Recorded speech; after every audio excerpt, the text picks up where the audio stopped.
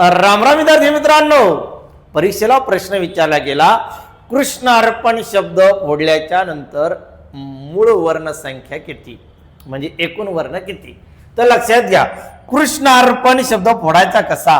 कृ आहे, मग क अधिक रू हे झालं कृ, म्हणजे क आणि हा रू हा स्वर आहे, हे झालं कृ.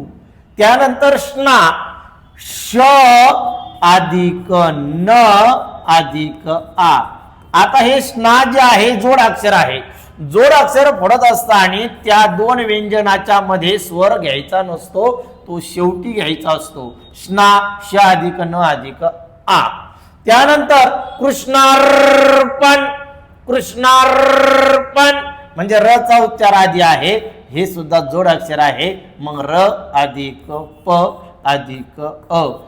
कृष्णार्प म्हणजे या ठिकाणी दोन व्यंजनाच्या मध्ये स्वर घ्यायचा नाही, आणि या ठिकाणी न अधिक अ हे झालं कृष्णार्पण. मग हे दोन आणि हे तीन पाच, पाच आणि तीन आठ, आठ आणि दोन 10. मग यामध्ये एकूण वर्ण, एकूण मूलध्वनी किती आहे, 10 आहे. आलंय का लक्षात.